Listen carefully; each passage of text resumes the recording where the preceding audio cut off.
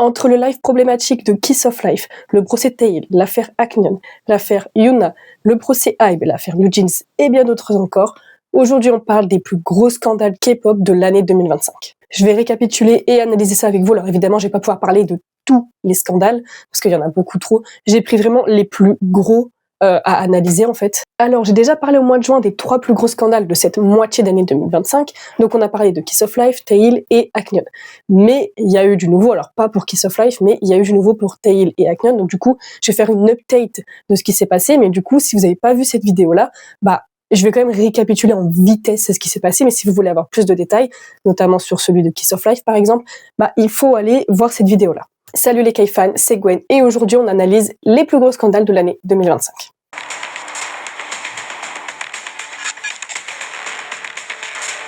Alors du coup, pour faire un récapitulatif vite fait de ce qui s'est passé avec Kiss of Life le 29 mars pour l'anniversaire de Julie, pour ses 25 ans, elles ont fait du coup un live pour fêter son anniversaire, sauf que le live était... Voilà, il était très très particulier. Donc elles ont fait un live très problématique, surtout que c'est pour l'anniversaire de Julie. Alors je comprends pas pourquoi pour fêter l'anniversaire d'une membre, elles ont fait un live problématique. J'ai pas tout compris, mais bon, en gros c'est ça qui s'est passé. Il y a des gens qui se sont dit oui, mais est-ce que c'est l'agence qui leur a forcé à faire ça pour faire polémique, etc.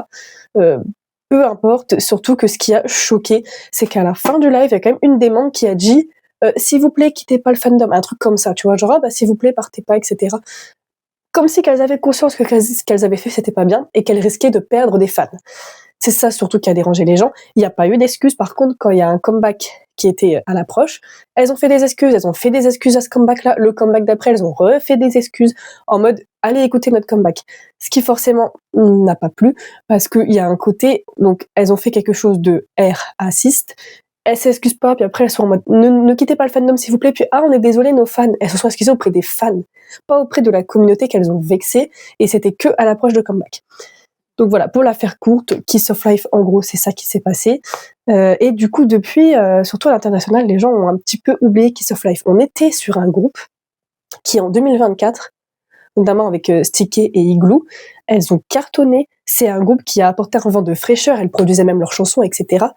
Les gens, ils étaient en mode, mais elles apportent un vent de fraîcheur, de nouveauté. Les gens se sont mis à kiffer ce groupe, moi aussi, j'adorais. Et il a suffi qu'elles fassent un live problématique.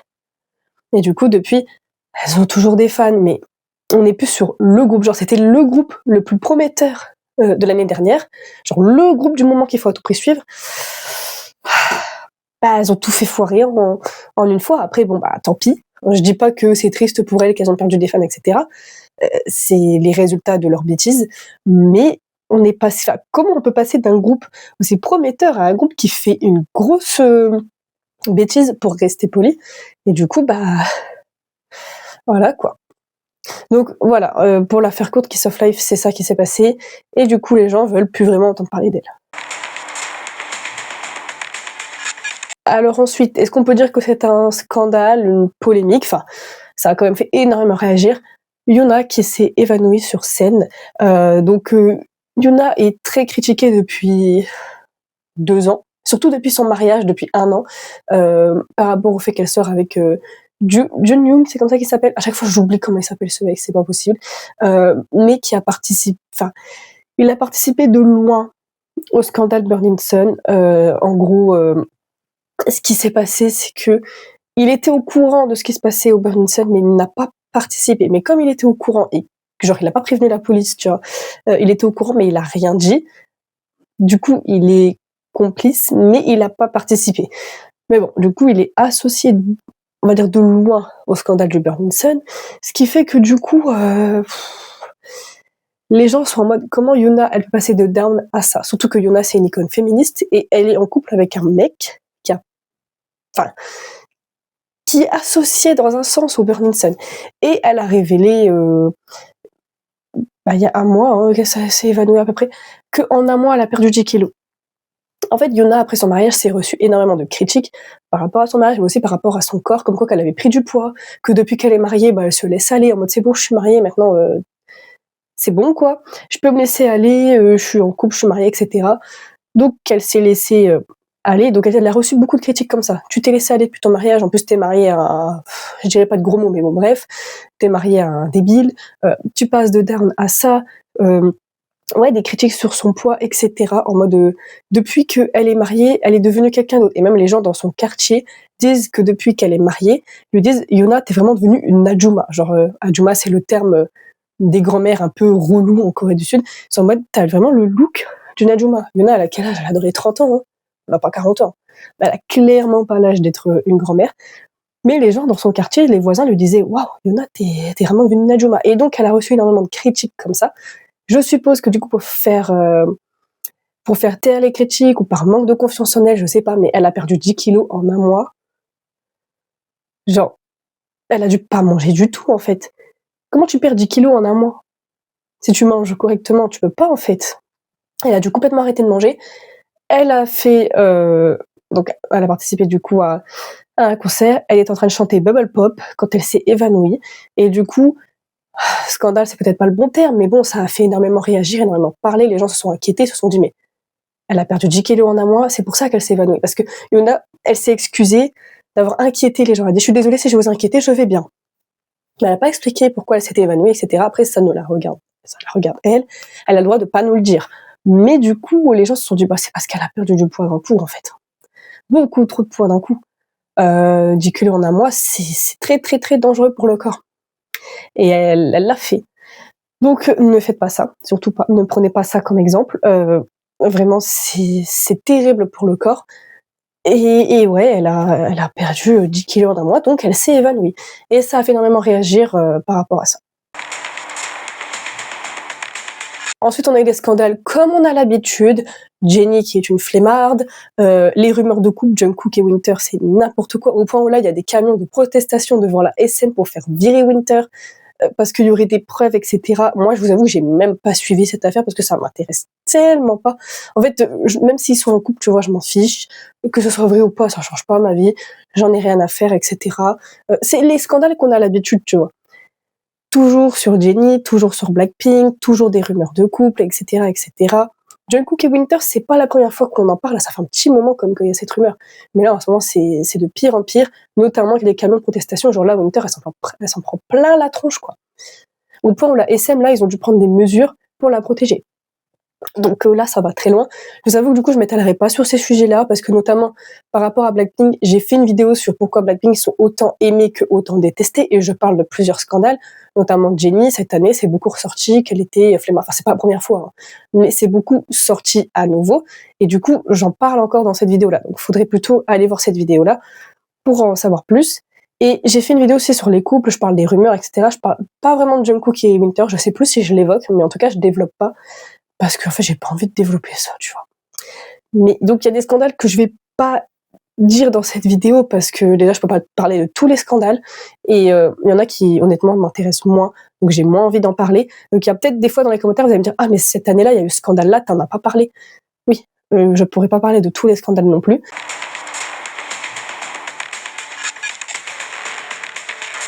Alors, cette année, parmi les groupes qui ont débuté, All Day Project. Un groupe mixte, c'est pas souvent dans la K-pop, c'est un groupe en plus qui marche bien, qui a des bonnes chansons, ils sont talentueux, etc.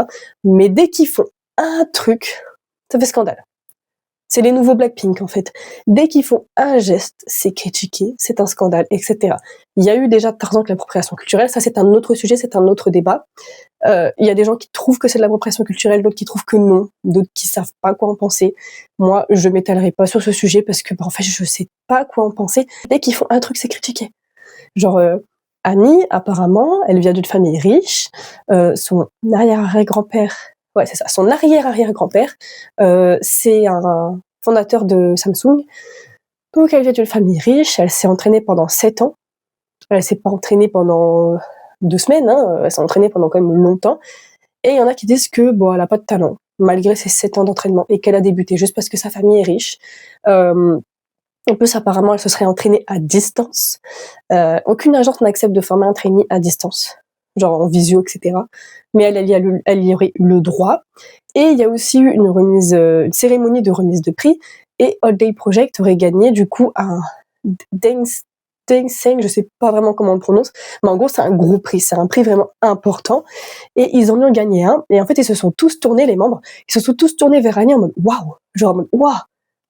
T'avais raison, comme c'est qu'elle leur avait dit les gars, je suis sûre qu'on va gagner et que vous êtes en mode jamais on gagne.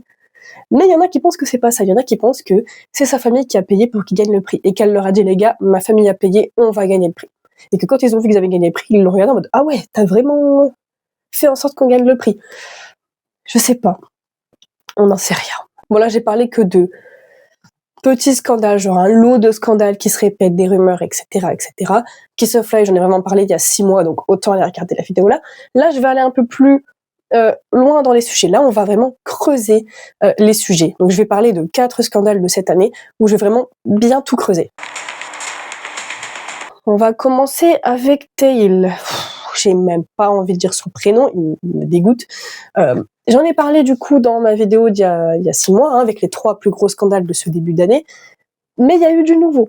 Alors, pour la faire vraiment courte, Tail, en juin 2024, ils étaient combien? 3 potes à lui. Bref, ils étaient 3 potes à lui et lui, donc ils étaient 4. Il y en a qui disent qu'ils étaient 3, d'autres qu'ils étaient 4. Bon bref, on va dire qu'ils étaient 3-4. Il y avait Tail et des potes à lui qui ne sont pas connus et qui étaient partis faire une soirée. Il faut savoir que c'était au moment de l'anniversaire de Tail. Donc, il va en soirée avec ses potes. Dès que minuit passe, on est le jour de l'anniversaire de Tail. Donc peut-être qu'il fêtait son anniversaire avec des potes à lui qui pouvaient pas être là le lendemain, parce que le lendemain, il a refêté son anniversaire. Bon, bref. Il va en soirée avec des potes à lui, il rencontre une femme qui, je crois qu'elle est chinoise, si je dis pas de conneries, en tout cas, elle est pas coréenne. Et du coup, comme ils savent qu'elle est pas coréenne, la justice, elle est moins dure. En gros, si t'es coréen et que tu t'en prends à une personne qui n'est pas de nationalité coréenne, si cette personne porte plainte contre toi, ta peine sera moins grande. Si tu t'en prends à quelqu'un qui est coréen, bah ta peine, elle sera plus lourde. Et ça, ils le savent. Et oui, c'est un détail important parce qu'ils le savent très bien, puisque c'est un détail qui a été fortement appuyé pendant le procès. Ils savaient qu'en s'en prenant à une étrangère, ils allaient prendre moins cher. C'est complètement détraqué, parce qu'en fait, ça veut dire qu'ils savaient qu'ils voulaient faire ce genre de choses, et ils ont pris exprès une cible étrangère pour ça. Donc déjà, ça veut dire que c'était plus que prémédité, c'était forcément prémédité. Est-ce que c'est la première fois que ça arrive du coup? Je ne sais pas, je ne préfère pas imaginer plus, mais pour moi, c'est forcément bien prémédité, c'est peut-être pas la première fois que ça arrive, tu vas pas me dire que tu vrilles comme ça d'un coup avec tes potes. T'es en soirée, puis elle est étrangère, et si on en profitait pour que notre peine soit moins lourde? Enfin, tu vrilles pas en 2 minutes, quoi. Il y a un truc qui va pas là-dedans, hein. La caboche, elle est pas nette, quoi. Bref. Cette femme ayant bu, alors est-ce que c'est eux qui l'ont fait boire? J'avoue que là, le détail, je l'ai pas trop. Mais ils ont profité dès qu'elle soit en état d'ébriété et qu'elle soit pas forcément apte à se défendre, etc., pour la ramener quelque part et à tour de rôle, chacun à leur tour, abuser d'elle. Faut vraiment être une bande de détraqués, en fait. Genre, t'as un pote qui abuse d'elle, puis toi, tu y vas après, puis non, mais ça va pas la tête. Mais c'est pas possible, quoi. Et puis donc c'était pendant la nuit, hein, donc minuit était passé, donc c'était le jour de l'anniversaire de Taïl que ça s'est passé. La sortie a commencé avant minuit, et puis après on est à l'anniversaire de Taïl. Donc le soir même, ce qui veut dire que comme ça s'est passé en pleine nuit, on est le soir, donc on est peut-être 15 heures après les faits, tu vois. Il fait un live où il fête son anniversaire avec ses fans, tout va bien. Voilà, tout va bien pour le meilleur des mondes, alors qu'en fait, je vais pas dire de gros mots, mais cette chose avait fait ça me tord l'estomac, franchement, de dire ça, mais c'est vraiment atroce. Et donc le gars, il fait ça tranquille avec ses potes, quoi, genre tout va bien, quoi. Donc elle a porté plainte, il s'est fait virer d'NCT, je crois que c'est au mois de septembre 2024, quand la plainte a été déposée, etc. L'agence, ils ont dit c'est bon, on te vire, on veut plus de toi. En gros, voilà les faits. Donc il y a eu un procès, Taïl a été viré, il a, pendant le procès, donc en cette début d'année 2025, avoué les faits qui lui sont reprochés. Donc le procès a vraiment commencé vers le mois de juin, donc 1 an après les faits quand même, et il explique que oui, c'est vrai. Tout ce que la femme qui a porté plainte, qui a subi ça, tout ce qu'elle dit, c'est la vérité. Donc il dit que lui et ses potes ont pas bien fait ça, etc., etc. D'ailleurs, à quelques jours du procès, il a été vu dans des bars en train de faire la fête. Hein, donc, voilà. Il avoue tout. Il risquait 7 ans de prison. Il s'est pris 3 ans et demi. Et cet enfoiré a dit « J'ai assumé les faits. J'ai dit « Ouais, c'est vrai. Donc, vous pouvez pas me mettre en prison. J'ai dit pardon. J'ai dit c'est vrai. J'assume les faits. En plus, je suis désolée. Il a pleuré pendant son procès en disant qu'il était désolé d'avoir fait ça, mais en fait il est désolé juste parce qu'il est puni par la loi, hein. C'est juste ça, hein. En vrai il en a rien à foutre. Il fête son anniversaire alors qu'il vient de faire ça. À l'approche de son procès il va faire la fête. Qu'est-ce que t'en as à faire? Rien à faire. C'est juste, tu dis ça pour te dédouaner et pas être puni, en fait. Mais si mon coco t'est puni, déjà, il s'est pris que 3 ans et demi, alors que, déjà, 7 ans, les 7 ans qu'il risquait de se prendre, c'est déjà court. Alors, agression aggravée, enfin, pour quasi-V aggravé. Voilà. Quasi-V aggravé. C'est très spécial comme terme, mais en gros, il a été puni pour ce terme-là. Et donc, voilà quoi. Hein, franchement, le gars, après sa condamnation, il était en mode ouais, mais non, mais je suis désolé. Donc après le mois de juin, donc après ma vidéo sur les 3 plus gros scandales de l'année, où j'explique tout de l'affaire Tayeb, plus en détail, il a dit plusieurs fois qu'il était désolé, il a fait appel, parce qu'il ne veut pas aller en prison. Il a fait appel pour qu'on ne le mette pas, enfin quand je dis on, vous avez compris, pour qu'on ne le mette pas en prison. Pour lui, sa peine n'est pas méritée, parce qu'il a dit pardon, et qu'il a avoué les faits. Il a tout assumé, il a dit à la police, on a fait ça, on a fait exprès de prendre une étrangère, on a fait ci. En fait, il a tout révélé à la police. Donc, il a assumé entièrement les faits. Il a dit à la victime qu'il était désolé. Donc, pour lui, il mérite pas d'aller en prison. Si, mon coco, tu mérites d'aller en prison. Et celle-là, j'en parle aussi dans cette fameuse vidéo des 3 plus gros scandales de ce début d'année, l'affaire Aknion. Mais il y a eu du nouveau, c'est pour ça que j'en reparle. Pour vous faire un court résumé, au mois de mai, Aknion a été vu au Japon dans un bar avec plusieurs personnes, en soirée privée, notamment avec Kirara Asuka, qui est une ancienne actrice X, c'est chiant à dire, japonaise. Donc voilà, bref, elle a fait des films pour adultes, mais elle en fait plus depuis quelques années. Et en fait, ils ont été vus ensemble, on voit qu'ils ont l'air de flirter un petit peu, etc. Très vite, le scandale éclate, ils auraient eu une relation pendant la nuit, mais une relation que Aknion aurait payée. Genre, il aurait payé cette ancienne actrice pour adulte pour avoir une relation avec. Donc, il a été viré de The Boys pour ça. Sauf que Aknion n'a pas lâché l'affaire. Franchement, il est vraiment, courage à lui, vraiment, il est trop fort. Il est fort psychologiquement parce que il explique que oui, il était dans ce bar. Oui, elle était là. Oui, ils ont discuté. Oui, ils ont rigolé. Alors, elle dit qu'il y a eu un peu de flirt, etc. Bon, on sait pas trop ce qui s'est passé, mais au pire, ça nous regarde pas, tu vois. Donc, il y a eu un petit quelque chose. Mais les deux, que ce soit Aknion ou Kirara, expliquent qu'il n'y a pas eu de relation, et encore moins rémunérée, elle a dit qu'elle n'accepterait jamais d'être payée, parce que même si elle a fait des films pour adultes, et que du coup elle était payée pour les faire, ce n'est pas pareil que de la voilà. Je dirais pas les mots. Je critique pas du tout le métier ni d'actrice X ni de prosti. Je ne critique absolument pas les femmes, les hommes qui font ça. Mais elle a dit que elle ne ferait, ce n'est pas pareil et que du coup elle n'accepterait jamais. Aknion explique que non, bien sûr que non. Mais il a été viré quand même. Et du coup, j'explique vraiment toute cette affaire en détail. Mais là, le nouveau qu'il y a eu, c'est qu'en début du mois, Aknion s'est exprimé chez Billboard pour expliquer du coup sa version des faits. Je le crois. Franchement, après, chacun le croit ou pas, mais je vais vous donner la version de Aknion. Il explique que, donc il y a des photographes qui les ont pris en photo, etc. Et quand son agence a vu tout ça, ils lui ont dit, tu vas nous payer une grosse somme d'argent pour nous dédommager de ce qui s'est passé, on te garde dans le groupe, etc. Et peut-être, alors Aknion ne le précise pas, mais peut-être que du coup, s'il avait payé, les photos ne seraient pas sorties, etc. Bref, l'agence 100 lui dit, tu vas nous payer et tout ira bien. Lui, il dit, bah non, j'ai pas la somme pour, faut pas oublier que les idoles sont pas très bien payés, ça dépend des agences, mais bon, voilà. Il dit, bah non, j'ai pas l'argent pour vous payer, en fait, donc je vais pas vous payer. Donc ils lui disent, ok, vu que tu ne payes pas, tu vas te barrer du groupe. On va déchirer ton contrat et on va te faire signer un contrat qu'on va signer nous aussi, disant que tu pars. En gros, c'est comme si tu déchirais ton contrat et tu signais un contrat de résiliation de contrat.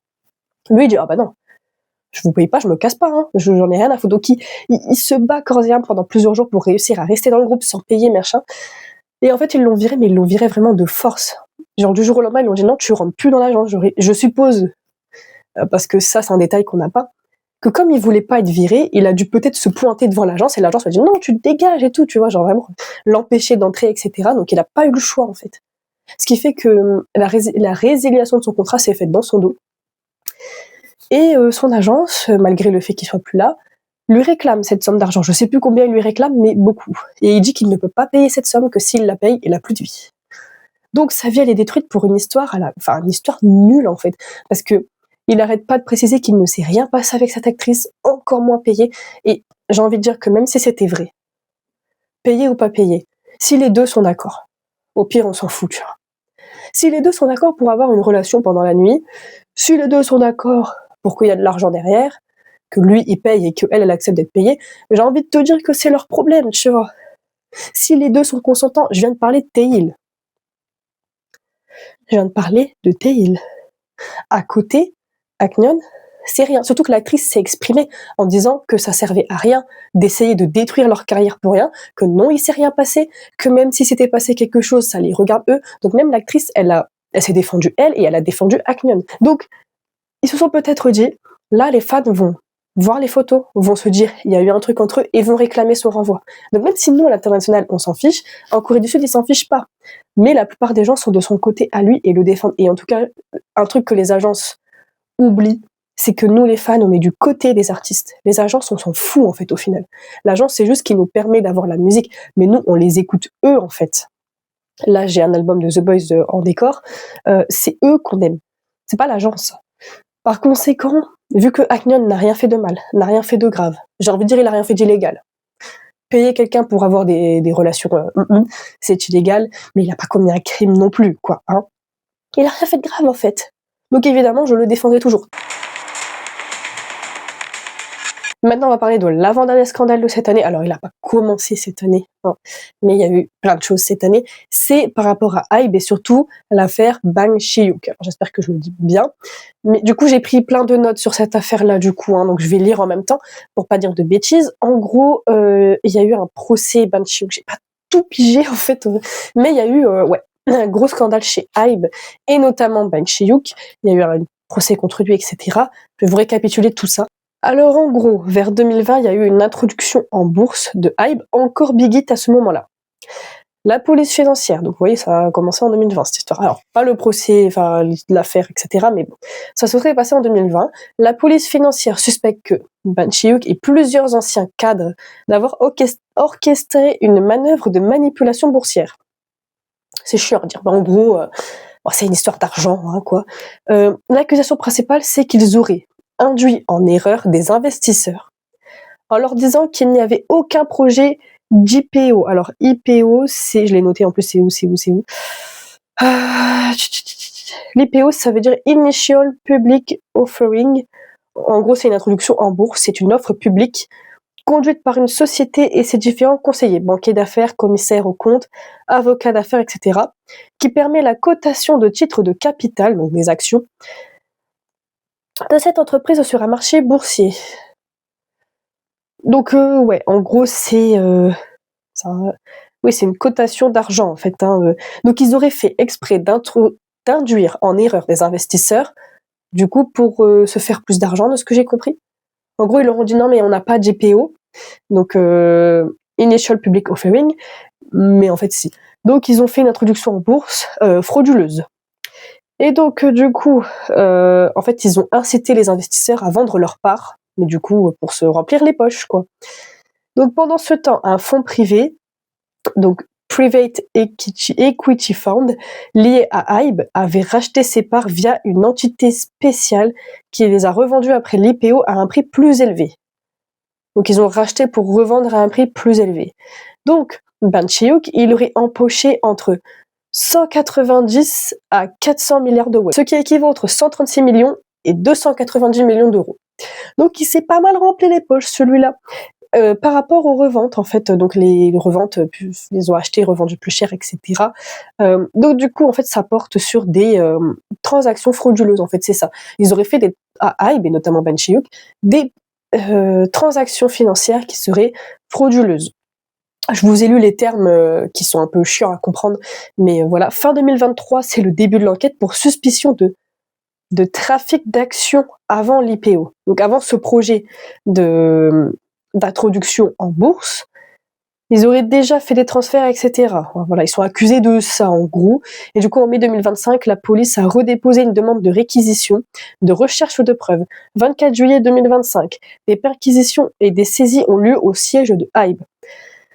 Début septembre 2025, Ban Chi-hyuk est convoqué par la police pour un interrogatoire officiel. Et le 4 décembre 2025, le tribunal de Séoul a ordonné le gel de 156,8 milliards de won, ce qui équivaut à 90 millions d'euros. Pas mal, dis donc.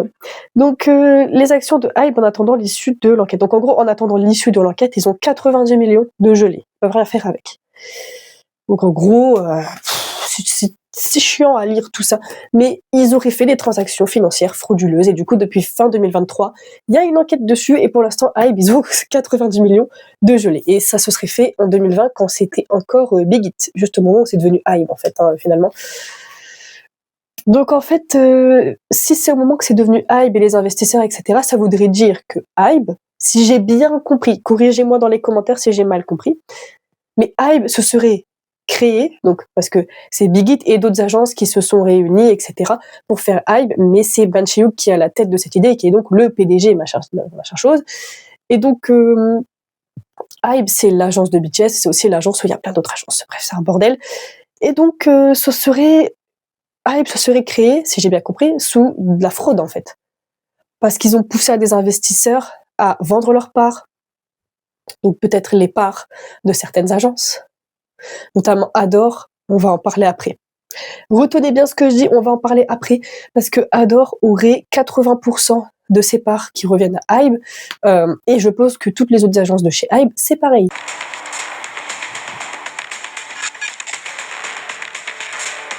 Et pour le dernier scandale de cette vidéo pour 2025, comme je viens de parler de Hybe et que j'ai dit retenez bien Adore, on va en parler après, l'affaire New Jeans, tout simplement.